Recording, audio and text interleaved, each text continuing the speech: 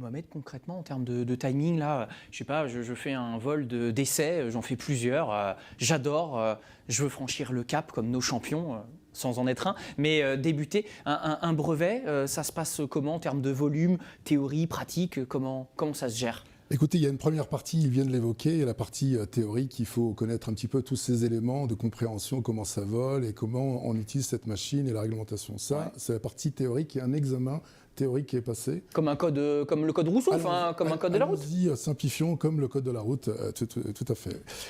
Après cela, il y a un autre examen au sol que l'instructeur va vérifier vos connaissances au sol et il va y avoir une deuxième partie, une formation vraiment pratique. C'est si on prend le code de la route et puis le permis, évidemment, c'est la conduite. Et là, on va apprendre à piloter, d'une manière très pratique et comme tu l'as évoqué, avec toutes ces sensations. Il y a un examen final, que c'est l'examinateur et l'instructeur qui vont le faire.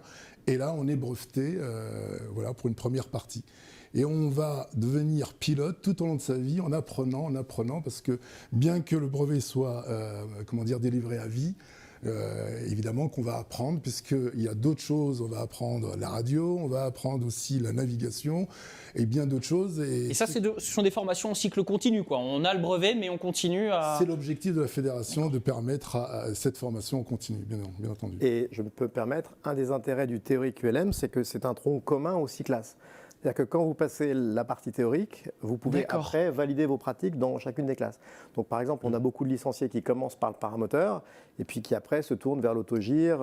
Donc c'est cette vie à l'intérieur de l'ULM qui offre en fait beaucoup de possibilités de vol et de configuration de vol. D'accord. À quel âge on peut commencer à voler, Oriane ? À partir de 15 ans. D'accord.